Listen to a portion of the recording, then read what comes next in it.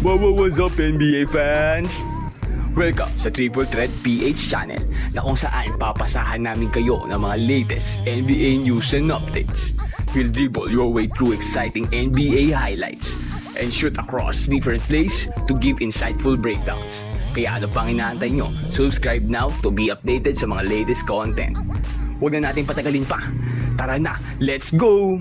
At ayun na nga, isang napakalaking balita ngayon ang dumating sa NBA. O siguro naman alam mo na rin, lalo na sa mga NBA fans dyan. Pero kung hindi mo pa alam, ay na-trade lang naman itong si Luka Doncic ng Dallas Mavericks sa paborito nating Los Angeles Lakers, kapalit ni Anthony Davis. Talagang napakalaking balita nito dahil si Luka Doncic ang franchise player ng Mavericks, tapos malalaman natin na trade sa Lakers. At ilang beses siyang binubuhat ng Mavs hanggang sa playoffs. At last season, umabot pa sila ng finals. Samantalang sa Lakers naman, ay currently number 5 naman sila sa Western Conference, no? At napakaganda pa ng nilalaro ni AD ngayong season. Nag-average lang naman siya ngayong season na 25.7 points, 11.9 rebounds, and 3.4 assists per game. At alam din natin yung band nila ni LeBron James.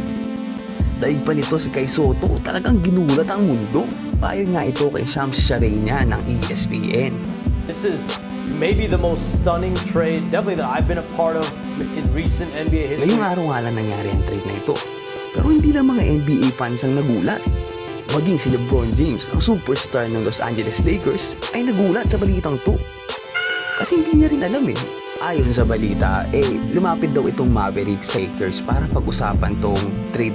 Wala siyang kaalam-alam na nag-uusap na pala ang Los Angeles Lakers at ang Dallas Mavericks. Maging si Luka ay wala rin idea na ititrade na pala siya. Nagsalita na nga rin tong GM ng Mavericks na si Nico Harrison. Ayon sa kanya, I believe that defense wins championship.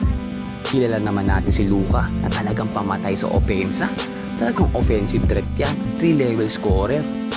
Pero hindi naman ganun kagalingan si Luka sa defense. Sa ngayon, ang Dallas Mavericks ay merong Kyrie Irving, Klay Thompson, Spencer Dinwiddie at iba pang mga players na kayang-kayang mag-ambag sa opensa. Samantalang si AD naman sa ngayon ay number 9 sa defensive rating. Kung iisipin mo, kailangan mo ng pambalanse, kailangan mo rin ng depensa. Hindi naman nananalo ang isang team ng puro opensa lang. Samantalang sa Lakers naman, ay tumatanda na si LeBron.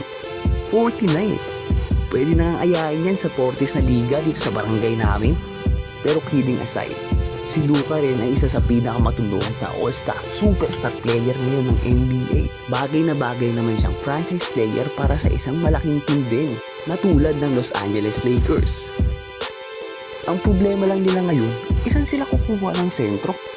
Oo, nasa kanila pa naman tong si Jackson Hayes. Itong si Jackson Hayes, magaling din naman, pero hindi pa kasi subok to eh. Iba pa rin yung Anthony Davis eh. Iba pa rin yung solid na sentrong veterano na.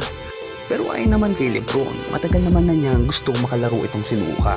Pero isipin mo no, Luka and LeBron, dalawa sa pinakamagaling na player sa NBA na talagang hindi lang superstar, alam mong future Hall of Famer. Pero kayo ba, ano bang tingin niyo sa trade na to?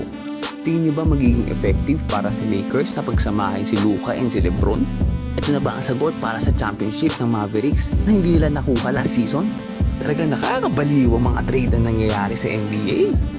Sabay-sabay tayo ngayong maghahaba kung ano nga ang mangyayari sa mga trades na to, magiging successful ba, magiging balpak ba. Kaya mag-subscribe ka na para updated ka sa mga latest happenings dito sa NBA.